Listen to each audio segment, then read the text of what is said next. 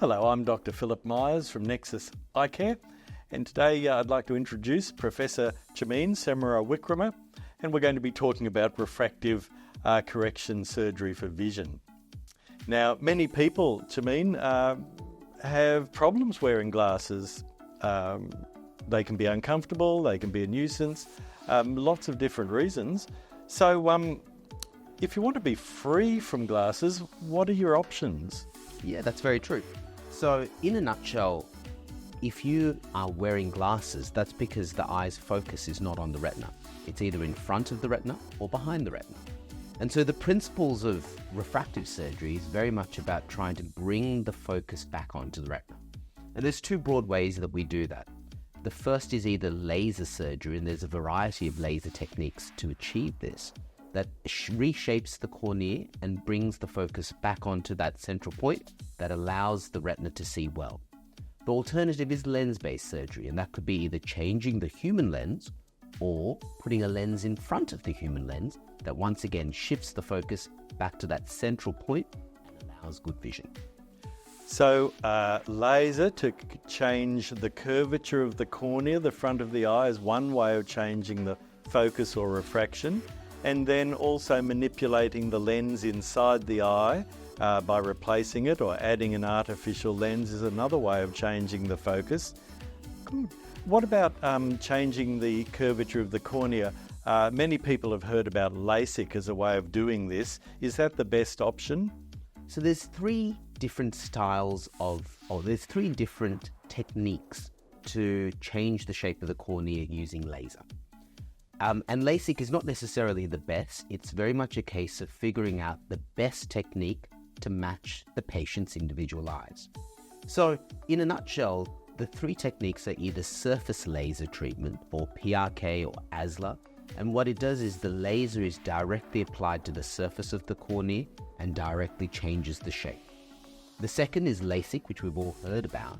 And that's where a flap is created in the cornea and the laser is applied to the underlying section and the flap repositioned. So effectively two lasers. And that has much faster recovery, but it has its own risks as well. And the third technique is SMILE, where a disc is cut out from the cornea using a laser, and then the remaining cornea collapses down and once again reshapes the cornea. So all three techniques work well. The evidence is the final outcome is the same, but they have pros and cons. So it's very much about matching the pros and cons to the individual patient so that patient gets the best from the technique without suffering any of the negatives. So I guess you put it to the patient what they might need and mention the pros and cons. What sort of things are you telling people when they're coming up to making a decision about laser correction? Yeah.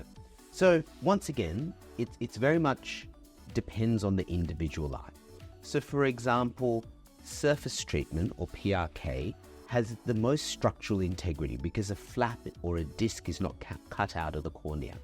So it's very useful if someone has hobbies where there's a risk of trauma. For example, they're mountain bikers or they are martial artists. Or even if they're in the military or the police, that's the safest technique and it has the least amount of dry eyes.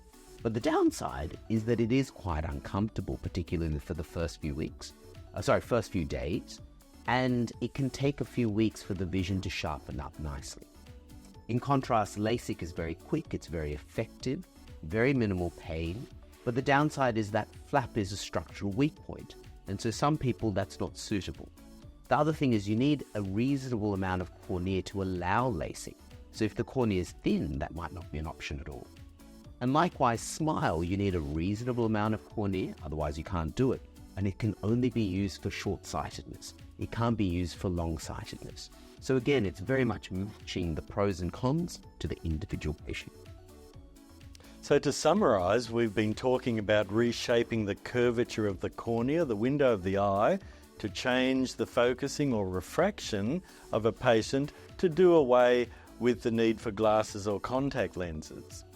But sometimes there's another technique you use, and that is to put a lens inside the eye Can you tell us a little bit more about these techniques? Yeah, so that's called ICL, or Implantable Collamer Lenses. The broad style is known as phakic intraocular lenses. Phakic meaning we're leaving the human lens in place and putting a new lens on top of it. It's a much newer technique, and it's a very effective technique. And it started off used primarily for people with very high prescriptions. But nowadays it's used for pretty much any range of prescriptions. The major advantage of it is that the quality of vision is excellent. And the reason is because we're not changing the shape of the cornea. There's no lasering, it's all surgery in the eye. The major advantage is the quality of vision's good, contrast sensitivity, color perception is better than what you get with laser, though by a small amount, without having to do lasers. So it's relatively pain-free as well. Now, I know a lot of our viewers will be looking at us today and wondering why one of us is wearing glasses.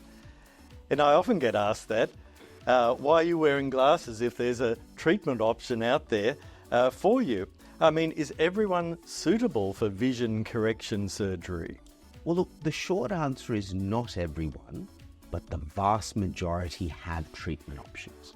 So in young people where the human lens is working well, and I'm talking about people in their 20s, typically laser or ICL works amazingly well, and it gives a longevity that people are looking for. But for people in their 40s and 50s and 60s where they don't have cataract, but the human lens isn't working well, I mean, that's why they wear glasses for reading, then there are different options as well. So some people, laser works best, where one eye is set for distance and one eye is set for near, and the combination of both eyes means that they're seeing really well without glasses. But for other people where that doesn't work quite well, the better strategy is to remove these suboptimally functioning lenses. They don't have cataracts, but they're not doing its job properly, and putting new lenses in that allow the eye to see for distance and near without glasses. And that works a marvel.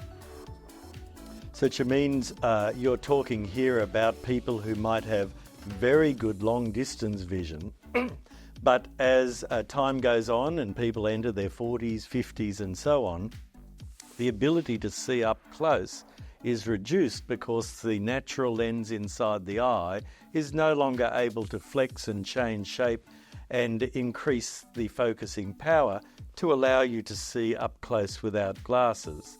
And so many of us rely on glasses as we age, and they can often be in the form of multifocal glasses.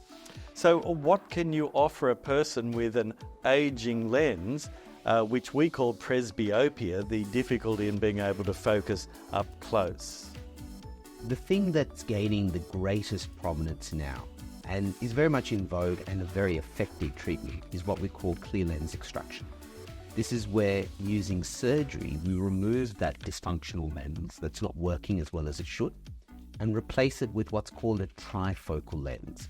This technology is designed to give very good distance vision, computing vision, and near vision. And so it means that people can see without glasses and many find that their vision is better than they were before. Now, is this a cataract operation?